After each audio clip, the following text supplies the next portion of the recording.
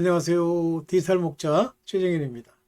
오늘도 좀 늦게 찍게 됐는데, 이제 저번에도 한번 말씀드렸던 그 알레고리, 이제 알레고리 그러면 이제 우화적 표현, 이런 말도 씁니다만, 이제 비유라는 말로 딱 대비가 되죠. 비유. 하나님의 비유. 그래서 영어로는 fable 이렇게 얘기하나요? 우화? 그런데 하나님의 이 비유, 이 우화, 알레고리, 이것을 정확하게 모르면, 이것을 알면은요, 나중에 이제 그 오늘날 마지막 때, 이 늦은 비 성령의 역사하심을 따라서, 우리가 이제 바로 되는 것, 이때 이 모든 비밀들을 알 수 있어요. 근데 이제 부분적으로 미리 안 분들도 계시죠. 그러니까 이제 여러분들이 이걸 깨닫고 이제 얘기를 하시는데, 오늘은 이제 그 무화과라고 하는 것의 비유를 놓고, 여러분들에게 일관된 이 알레고리의 의미를 한번 나눠볼까 그래요. 근데 여러분들 대부분 아시는 건데, 저도, 옛날부터 알았어요. 목사들도 얘기를 하고 이래서 알았지만, 그러나 그것이 연결이 돼서 구약 전체 창세기부터 그 다음에 이제 요한계시록 서신서까지 이런 걸 다 포함해서 그 속에 들어있는 무화과가 얼마나 일맥상통하게 하나님이 그 예를 드셨는지를 여러분들이 보면 좋을 거예요. 근데 오늘 한번 반복하는 차원에서 한번 얘기를 해볼게요. 네, 한번 보겠습니다.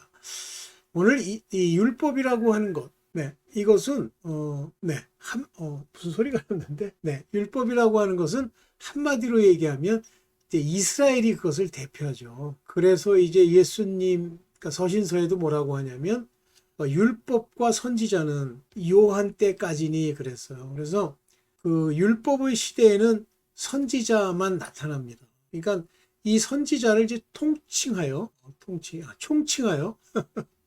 하나님의 종 이렇게 얘기하죠.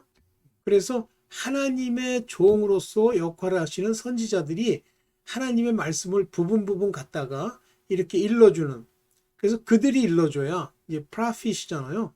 선지입니다. 미리 얘기하는 것을 통해서 그분들이 하나님의 뜻을 알게 되죠.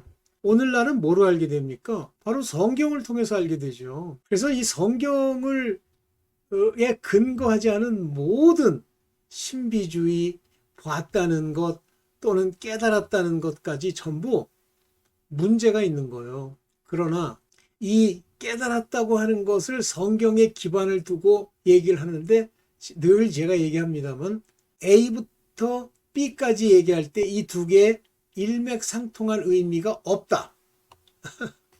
그러면 가짜예요.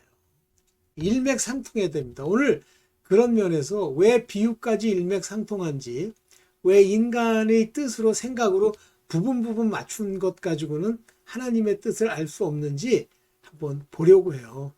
그래서 보통 율법을 말하는 것으로 무화과 나무 또는 무화과 열매 이렇게 얘기합니다. 그래서 무화과를 따겠느냐 그러면 열매를 얘기하는 거고요. 내가 무화과 나무 아래에 있는 것을 보았노라 그러면 그 율법에 속한 자라는 의미를 말합니다. 자, 오늘 제가 만들어 놓은 자료를 보시면서 먼저 이제 두 가지 예를 먼저 보고 그 다음에 이제 제가 만들어 놓은 자료를 보겠습니다. 먼저 한번 볼게요.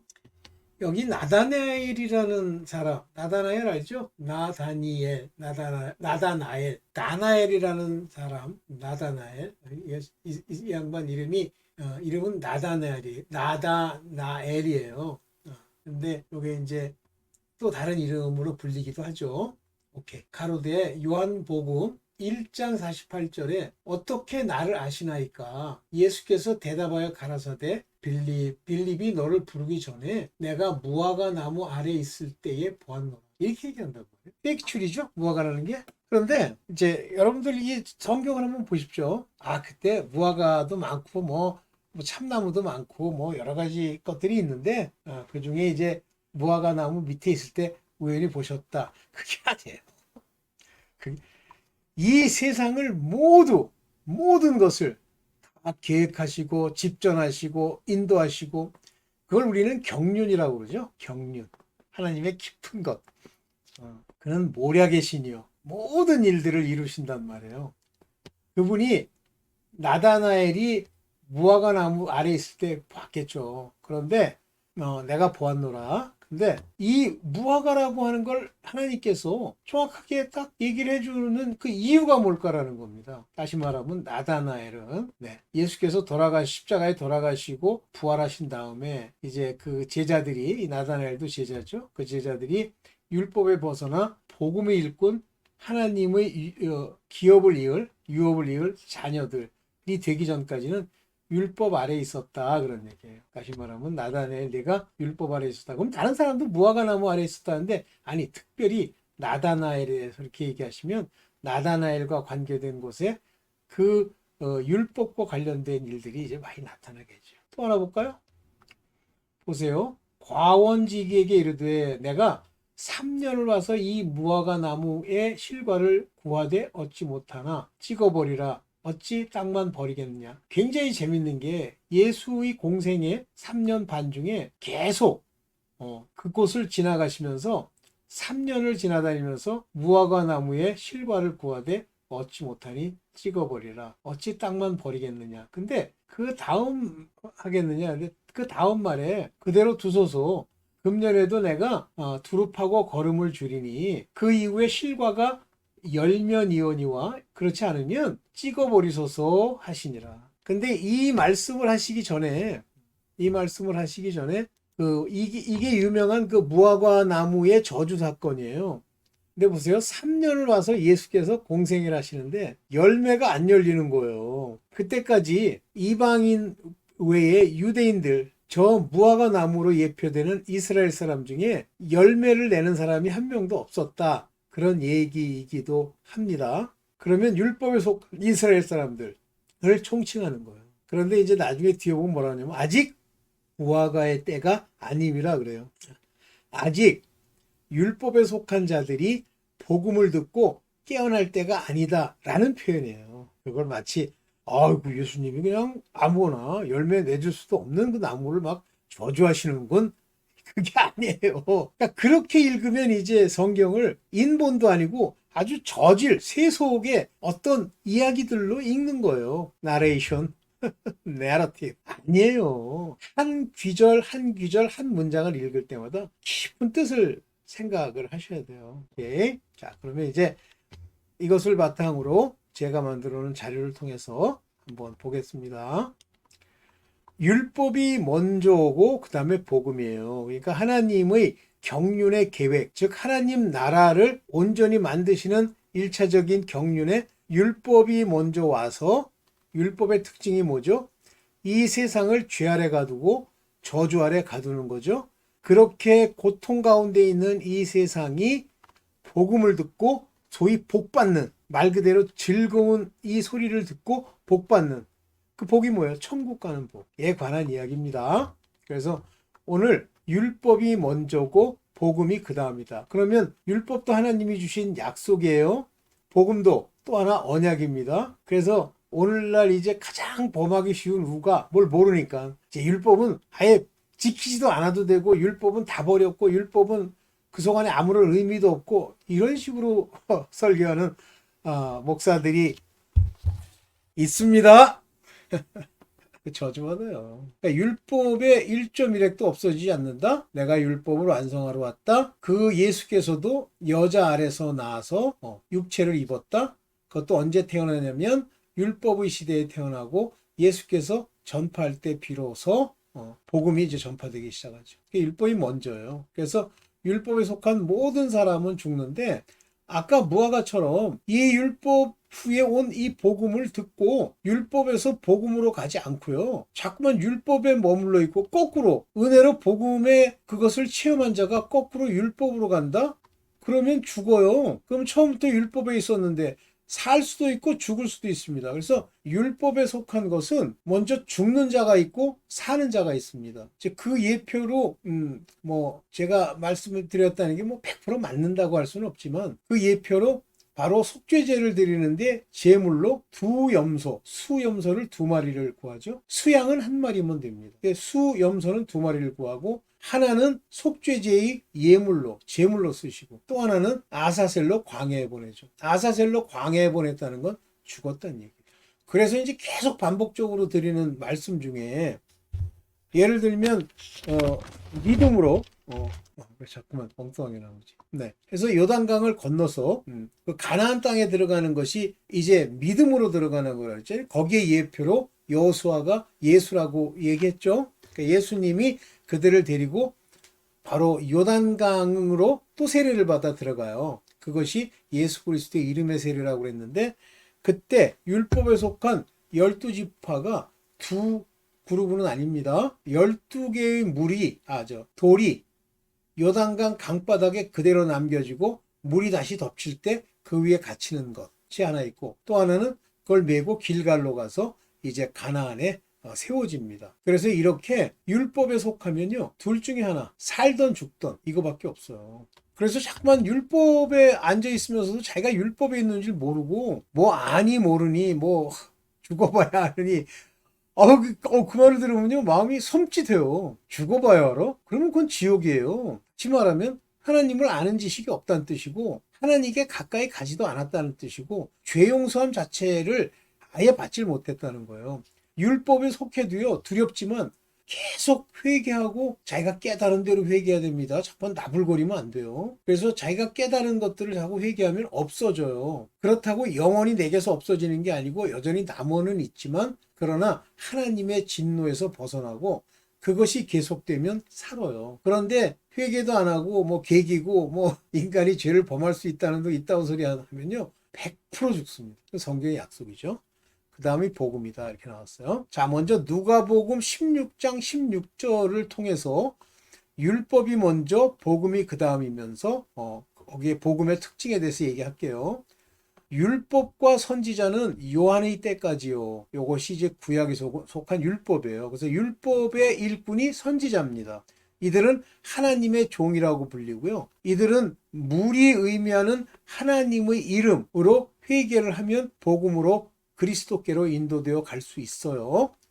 그 후부터는 하나님의 나라, 이제 중요한 얘기가 나오는데 하나님 나라의 복음이 전파돼요. 제가 이제 한국 이 번역본에 대해서 뭐 일종의 저주까지는 아니지만 아주 제가 크게 책망을 하는 이유 중에 하나가 뭐가 이런 것들이에요. 하나님 나라의 복음 그러면 마치 천국과 하나님 나라가 유사시 되잖아요. 이꼴 되잖아요. 근데 이꼴이 아닙니다. 하나님의 나라라고 하는 것은 우리 안에 들어온 성령을 말씀하시는 거예요. 그 복음이 전파됐다 할 때 그 나라의 복음이 전파됐다는 게 아니라 그냥 복음이 전파됐다, 전파되었다 이거예요. 그러니까 하나님의 나라가 전파되어 사람마다 그리로 침입하느니라 하면서 제가 예전에도 많이 말했지만 침입하느니라 하는 여기 비아제타이 침입하느니라라고 하는 이 비아제타이가 여기 프레스처럼 압박해 들어간다 그런 얘기가 아니고 중간태라고 그랬잖아요. 우리 안으로 침입해 들어오는 거예요. 그런데 해석을 이렇게 했죠. 이게 왜냐면 그 헬라어의 중간태라고 하는 것이 영어에나 한글에는 아예 없잖아요. 그러니까 마치 사람이 무슨 노력하고 막 힘써서 막 눈을 부라리고 핏발이 솟도록 하면 천국으로 가는 줄 알아요. 그게 아니라 하나님 나라 곧 성령이 여기에 하나님의 통치가 우리에게 들어오는 거예요. 그것도 강제로. 왜 강제로 들어오겠어요? 오직 택함을 입은 자들, 하나님의 결정하신 자들에게 들어오는 거예요. 그래서 여기 뭐라고 했냐면 The Kingdom of God. 영어로는 정확하게 얘기했어요. 하나님의 왕국이라고 하는 것이 우리 마음에 역사하는 하나님의 나라. 이렇게 표현하는 거예요. 주기도문에서 하나님의 나라가 임하옵시면 그 나라가 어디에? 땅에? 저쪽에? 나한테. 하나님의 왕국이 여기 있다 저기 있다 해도 가지 말래. 우리 안에 들어온다. 그걸 정확하게 이건 정확하게 해석을 했는데 한국 번역이 엉망진창이라 가지고 이걸 읽고 그런 뜻인지 모르는 사람이 뭐 많아요. 여기 보세요. 해 바실레이아 투 시우. 하나님, 시우는 하나님이죠. 목사들 중에 좀 많이 이렇게 공부한 양반들은 요 시타를 쓰고 하나님이라고 대신에 쓰잖아요. 신학교에도 그래요. 요거는 소유격입니다. 투.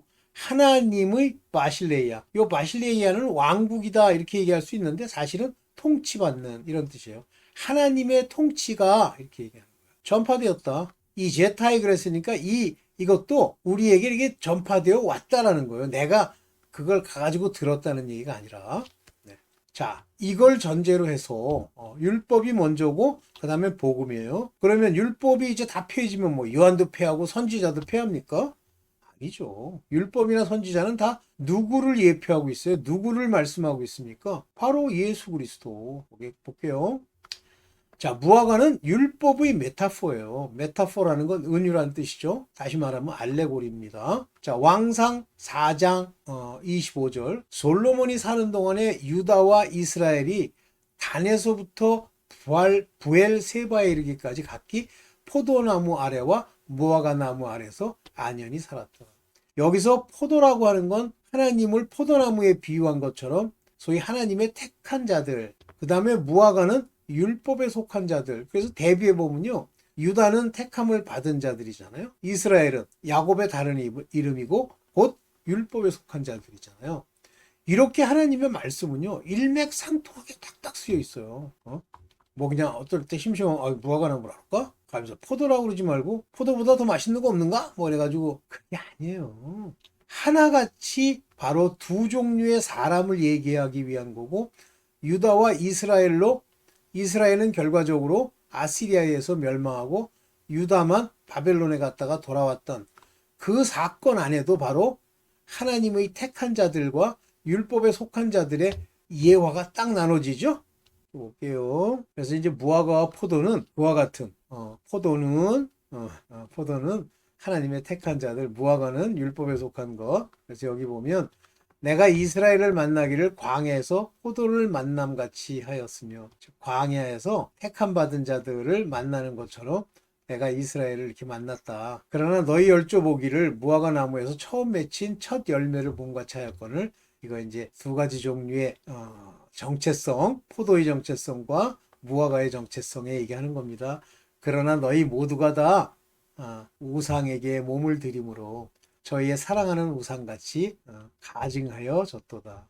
저희가 사랑하는 우상. 이들의 우상이 뭐예요? 몸을 들였는데 우상이 뭐예요? 세상 거, 그 재물, 높임, 세상 것을 사랑하지 말라는 그거 넘어갑니다. 자, 이제부터 본격적으로 선악을 알게 하는 나무와 무화과의 관계를 여러분 보시면 금방 알 수 있어요. 이에 그들의 눈이 밝아. 창세기 3장 7절입니다. 자기들의 몸이 벗은 줄을 알고. 그 전까지는 몰랐어요. 그런데 곧바로 무화과 나무 잎을 엮고 치마를 하였더라. 왜 하고만은 거기에 얼마나 여러 가지 종류의 그 잎들이 있겠습니까? 근데 무화과 나무 잎을 엮고, 다시 말하면 이 사람들이 말하는 눈이 밝아졌다는 건 율법이 얘기하는 죄가 있다 없다, 선과 악을 구분하는 그 율법을 의미하는 거예요. 눈이 밝아. 뭘 먹었더니 선악을 알게 하는 나무의 열매를 먹었더니. 그러면 선악을 알게 하는 나무는 뭐라는 뜻이에요? 무화과랑 관련 있죠? 뭐 호구모는 것 중에 그게 아니에요. 무화과랑 관련 있죠? 무화과가 뭐예요? 율법. 그러면 하나님이 선악을 알게 하는 나무와 생명나무를 두셨는데, 선악을 알게 하는 나무란 율법. 이걸 먼저 먹었다? 율법에 속하게 한다? 모두 저주 아래 있게 한다. 는 거예요. 그게 하나님의 경륜의 계획 1단계예요. 근데 여기서 중요한 게, 미리 좀 얘기하면 선과 악이라고 하는 두 개가 있습니다. 그래서 선을 택해서 가면 바로 율법에 있는 것들을 지키고 하나님을 사랑하는 자들은 선을 쫓아가는 거고, 악을 쫓아가는 건 그 와중에 우상 숭배하고 세상 사랑하고 세상 것 먹으려고 하면 악을 쫓아가는 자들이라 선과 악이 구분이 되는 거예요. 그래서 선을 행하는 자와 악을 행하는 자에 대한 에스겔서의 말처럼 그들이 악을 행하면 정령 죽을 텐데 그가 죽으리라 하고 말하지 아니하면 그의 핏값을 내 손에 물으리라 그랬잖아요. 그게 그 얘기예요. 눈이 밝아 자기 몸이 벗은 줄을 이제 아는 거예요. 근데 몸이 벗은 줄을 알았다는 사실, 이것으로 치마를 하여 입었는데 문제는 뭐냐면 여기에 있어요. 창세기 3장 10절에 내가 동산에서 하나님의 소리를 듣고 내가 벗었으므로 두려워하여 숨었나이다. 두려워하는 거예요. 이 벗었다는 것이 두려움을 유발한다. 왜 그러죠? 하나님과의 관계가 끊어진 거예요. 선악을 알게 하는 기준이 자기 생각 안에 있는 거예요. 즉 율법의 소리를 듣는 거예요. 그것은 하나님의 소리를 들으면 두려워해요. 그래서 두려워하는 종의 영, 그것은 율법에 속하면요 전부 두려워하는 종의 영이 그들에게 떠나질 않아요. 항상 두려운 거예요. 그러면 그 두려움에서 벗어나는 방법은 늘 육체의 죄를 회개해야 되는데 제대로 회개해야 돼요. 허물을 깨달으면 내가 이런 재앙을 만나면 누가 내게 악을 행했다고 너에게 책망을 하면 그걸 회개해야지. 그냥 지멋대로 지 생각으로 돈벌이 좀 많이 했으면 좋겠는데 돈벌이가 안 되는 이유가 내가 저기서 뭐 침이나 뱉어서 그렇다. 침 뱉은 거 용서해 주옵소서. 참 한심한 거죠. 또 하고 또 하고. 천국 가는 길 놀라운 길에 드디 시작이 됐는데 우리 모친처럼 지옥 가는 길로 계속 따라가는 거예요. 물론 하나님을 찾아서 올바르게 행해서 계속 제대로 깨달은 대로 회개하고 교만을 버리고 낮아지면 살겠지만 지금 상태로는 죽어요. 두려워하여 숨었나이다. 이 사람들이 두려워하면서 자기를 높이려고 남을 정죄를 해. 계속 정죄를 해. 입만 열면 뭐 귀신이 들어서 그렇다. 입만 열면 저거는 나쁜 짓을 저렇게 했기 때문에 그렇다. 너나 조심하세요. 그래서 숨었다 오잖아요. 오케이. 자, 이제 여기서 이제 재밌는 말이 나오는데 하와는 뱀이 꿰는 것, 요 빅윌이라는 단어를 썼는데요. 속이다. 여기 제가 따놨어요. delude. 유혹하다, morally seduce, 타락하다, 위길, deceive, 속이다라는 거예요. 뱀이 나를 꿰물어 내가 먹었는데 알아. 근데 두려워하면서 알게 된 거예요. 두려워하면서. 그래서 여호와께서 여자에게 그렇게 얘기하잖아요. 네가 뱀이 나를 꿰물어 먹었나이다. 그러니까 네가 아는구나. 됐어, 알았어. 네가 아니까 이제 내가 네 무화과나무 율법에 옷을 벗기고 가죽 옷을 해줄게. 그래서 아담은 그 아내를 하와라 이름하였으니 모든 요게 이제 그 헬라 말로나 헬라어나 히브리 말로는 이게 하와 이렇게 발음하지만 실질적으로 영어로 하면 이브입니다. 이브. 그래서 아담과 이브 하는 그 이브가 하와예요. 그는 모든 산자의 어미가 됩니다. 중요한 얘기가 나옵니다. 모든 산자. 여기 보면 all living. 이 living이라는 단어가 여기 나옵니다. 모든 산자. 이제 요 living의 의미는 quicken, 살림을 받은 자. 자, 그러면 여기 중요한 얘기가 나오죠. 하와의 가게, 아담의 가게에서 나와야 그 씨로 산자가 되는 거예요. 그런데 처음 하와가 낳은 두 아들이 있는데 하나는 가인, 하나는 아벨이잖아요. 근데 가인이 죄를 범하죠, 하나님께. 그리고 살인까지 하죠. 왜 그러죠? 바로 선과 악 중에 가인은 악의 길로 들어섰고 아벨은 의의 길, 선의 길, 선악 중에 선한 길을 간 거예요. 그래서 의인이라고 부르면서 하나님 말씀을 들었으니까 그 자의 피가, 그 의인의 피가, 예수께서 그러잖아요. 의인 아벨의 피로부터 그 피로 거기가 정하게 되는 거예요. 제가 뭐 이거는 정확한 건 아닌데 제가 생각할 때 아벨이 피 흘린 장소 베델, 그 다음에 그 다윗이 이 언약궤를 놓은 그 집, 이게 다 같은 지금 현재 예루살렘 성의 터일 겁니다. 뭐 이제 100% 맞는 건 아니에요. 이제 보니까 이제 그럴 것 같아. 그래서 모든 산자의 어미가 되었다. 다시 말하면 아벨의 씨로부터 나온 그 사람들만 이제 살리시는 거예요. 그게 어미가 되고. 그러면 어미가 됨이라 mother, 어미가 됨이라 무슨 얘기죠? 다 율법에 속해 있는 자들 중에 산자예요. 그래서 율법에 속한 자들 중에 산자와 죽은 자로 나뉘는 겁니다. 그리고 그 전에 짐승들, 자꾸만 사람이라고 하지 마세요. 형상과 모양뿐이에요. 그 사람들이 다 이제 죽고 노아 때 그 악의 씨가 하나 들어간 그 함의 자부와 관련된 자손들이 악의 자손이고 나머지는 의의 자손인데 그때부터 혈통을 하나로 만드시고 이제 하나님의 구속 사역을 시작하시죠. 언제까지? 최근까지. 섞고 미혹되고 섞어서 오늘날과 같이 하나님을 도저히 자기로서는 알 수 없는 상태가 된 이후에 하나님의 참 복음이 전파되는 거예요. 그러면서 뭐라고 그러시냐면 21절에 여호와 하나님이 아담과 그 아내를 위하여 가죽 옷을 지어 입히시니라. 요게 바로 속죄의 옷이에요. 요게 바로 하나님의 그 죄 사함의 옷입니다. 그런데 그 생명나무, 어떤 이상한 목사, 김성수 목사인가? 그 동산에 나무, 생명나무, 그러니까 나무가 한 그루밖에 없었대. 말도 안 되는, 그 사람도 좀 어떨 때 보면 이상한 소리를 가끔 틱틱해요. 그래서 내가 더 이상 안 듣는데, 왜냐면 그 이상한 소리가 치명적이에요.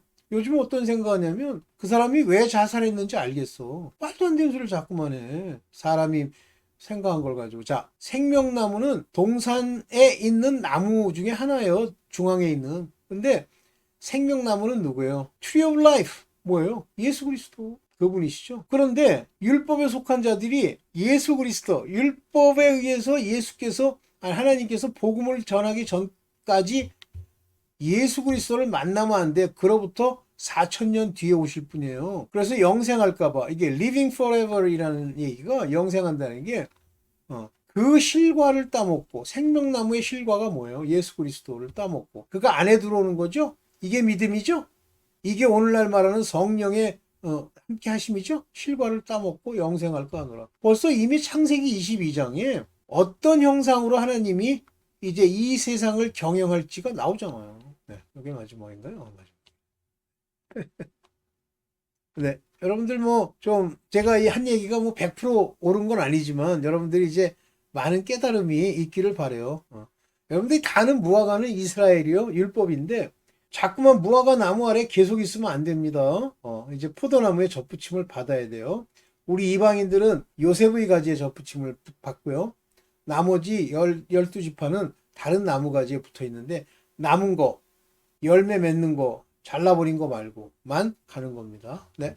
오늘은 여기까지만 하고요. 예, 여러분들 또 이제 내일 토요일, 예, 하여튼 여러분들 아주 끝까지 아버지 앞에 꼭 구원 얻는, 구원은 부활하는 걸 말하는 거야. 부활의 구원을 얻으세요. 나중에 부활하지 않고요.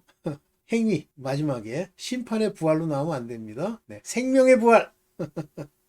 감사합니다.